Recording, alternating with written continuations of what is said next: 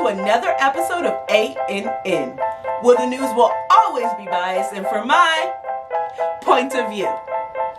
This week's hot topics will include the California lockdown, the GM safety recall, entertainment news, our honorable mention, as always, our Clown Dog Award, and a brand new segment called Holler Back.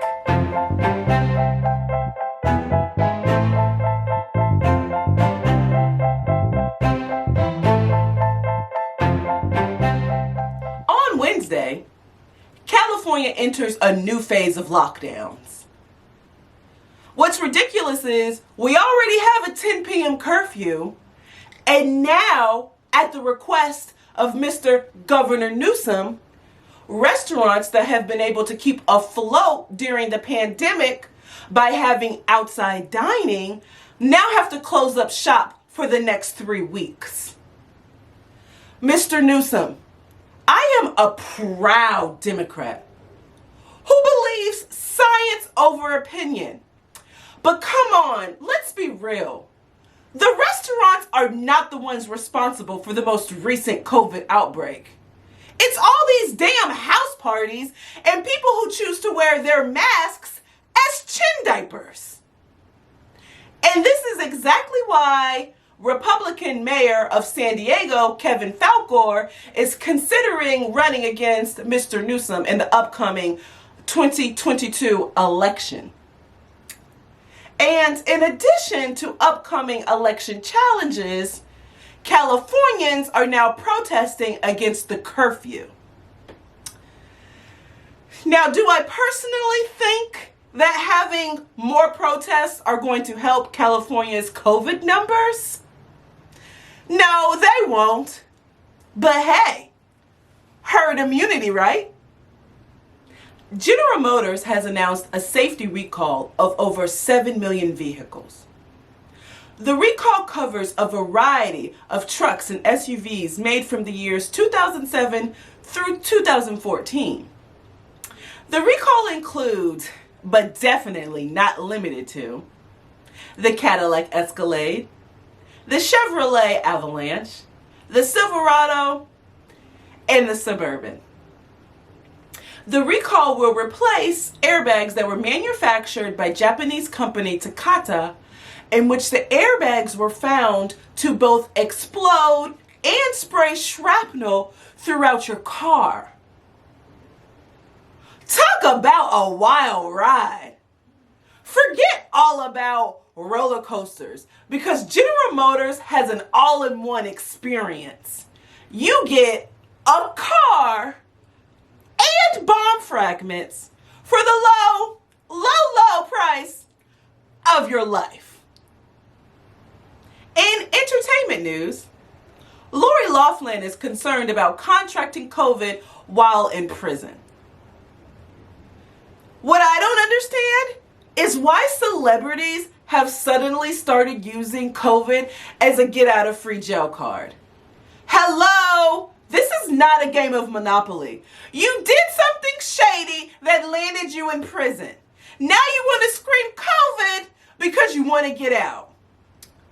Word of advice, how about you not do shady shit that lands you in jail? Scott Disick has found himself another teenager. That's right, folks. 37-year-old Scotty Boy has started dating 19-year-old Amelia Hamlin. It was reported that Scott's baby mama, Kourtney Kardashian, has absolutely no problems with Scott and Amelia dating. Now, I personally find this extremely problematic for 2 reasons. One, the fact that Kourtney doesn't find anything wrong with Scott's pedophilic behavior makes me extremely concerned for the future of their children. And 2, where are Amelia's parents? Why were they not contacted for comment? Because quite honestly, their opinion is the only one that matters in this case. There has definitely got to be something wrong with Scott's mind. I mean, You're trying to tell me Scott can't find a little young 25-year-old thing to play sugar daddy to? Scott, you do not have to keep finding all of your girlfriends outside of their high school graduation. You've got options, my dude. Michael B. Jordan announced on Jimmy Kimmel that he will be starting an OnlyFans account. Now, I had to do some research on exactly what an OnlyFans is. And I am happy to report that after extensive and thorough research, that OnlyFans is an app for thoughts that ranges anywhere from $4.99 to $15.99 per month. I am also happy to report that I now have an OnlyFans account. Michael B., I'm waiting on you, boo-boo. So much new music dropped over the weekend that you guys are going to have some serious tunes to jam to while you're cooking your Thanksgiving dinner, including music from artists French Montana, DaBaby, Young Jeezy, Josh Groban, Meek Mill, Megan Thee Stallion, and Summer Walker. Jewel also dropped her 25th year anniversary album for Pieces of Me, which makes me feel fucking old, by the way. And also, Youngboy NBA and Rich the Kid dropped a collaborative album that I personally find to be pretty good called Nobody's Safe. Now, after listening to all albums, I am able to give an honest review. And I am happy to report that Megan Thee Stallion's album, Good News, is my personal favorite. Her album is both a whole vibe and a must listen. She has some pretty good features from artists like 2 Chainz, DaBaby, Big Sean, and City Girls. But my favorite song of hers is Body. As soon as that song comes on, my ass just starts to twerking. 5 stars to Megan Thee Stallion. Trevor Noah is going to be the 2021 host of the Grammys. I am so excited for this, guys. To me, Trevor Noah symbolizes the end game. I mean, he's got his own show, and now he's about to host the Grammys, which is my personal dream of all dreams. Now, I'm going to be honest, I don't have a joke for this. I just wanted to highlight it because I want to be him when I grow up. But while we are talking about the Grammys, it is worth noting that the Queen Beyonce is leading the pack with 9 nominations, and Taylor Swift and Roddy Ricch are following behind her with 6 Grammy nominations. That is making now Taylor's total Grammy nominations 41. Eat that, Scooter Braun. Justin Bieber took to his Instagram to inform the world that he is both upset and disappointed with this year's Grammy nominations. Justin has issues with the fact that the Grammys have chosen to categorize his album Changes as a pop album rather than an R&B album. Justin goes on to explain, in a rather lengthy Instagram post, by the way, that he has spent his entire career loving and listening and studying the R&B sound, and that he intentionally made Changes an R&B album. Justin, I'm gonna need you to check your white privilege, please. It doesn't matter how many drums or chords that you choose to use in your music. You do not sound like Mariah Carey or Usher for that matter. What you sound like is a prepubescent pop star. You can put lipstick on a pig, sir, but guess what? It's still a pig. How about you shut the fuck up and be grateful for your Grammy nomination? This week's honorable mention goes to Tyler Perry.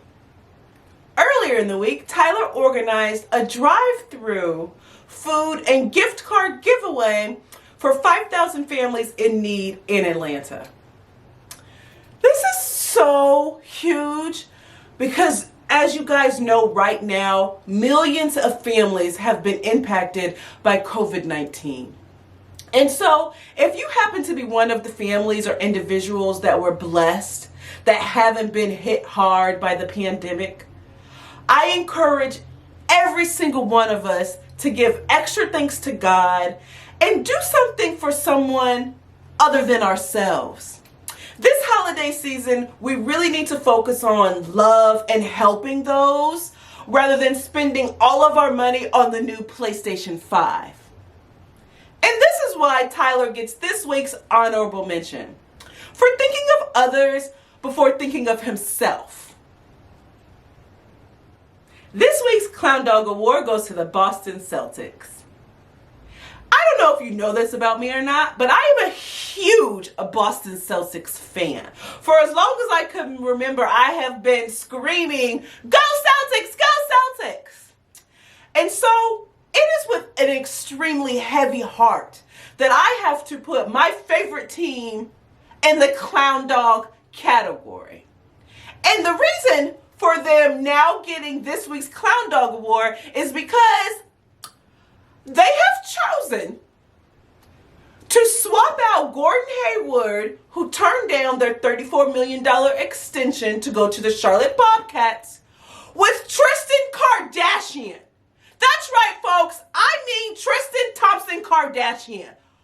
He literally probably is gotta be one of the most useless basketball players right now in the league. But for some reason, the Boston Celtics decided to bring that cancer to their team. And I don't know why they want to bring all of that nonsense that comes with the Kardashians, why they would want that to overshadow their team. But I am so disappointed and disgusted with the Celtics right now. And for that, that is exactly why the Boston Celtics, my favorite team in the whole wide world, gets this week's Clown Dog Award for choosing Tristan Kardashian. What the fuck?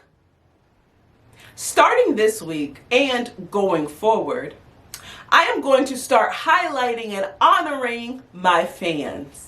You guys have been so supportive and shown me nothing but unconditional love since I've started my Instagram, and especially since I started A.N.N, that I decided to do nothing but honor you guys. And this week's Holler Back Award goes to Scorpio 19. You guys are always hollering at me, so now it's time for me to holler back. So Scorpio, this is your time to shine, boo. Scorpio 19 is always showering me with nothing but love and support. She's constantly posting positive criticism underneath my posts. And most recently, she sent me the most amazing DM. And for those of you that are in my mother's age bracket, a DM is direct message. Y'all, Miss Scorpio literally brought me to tears in her DM. What she said to me was so inspiring. I don't think you guys understand what I go through. I am insecure as hell, okay? I just always be like, they don't want to hear what I have to say. Who cares what this little black girl, what her opinions are? Like, who is she even? So the fact that I could even just touch one person, guys, just one person, means the world to me. And for that, this is why Miss Scorpio 19 gets this week Holler Back Award. Well, guys, that's it. Thank you so much for watching another episode of A.N.N, where the news will always be biased and from my point of view. Don't forget to tune in next week for another episode of A.N.N. And also, don't forget to like, subscribe, and also, guys, share this video. A girl is really trying to do something with herself, and I can't do that without you guys, okay?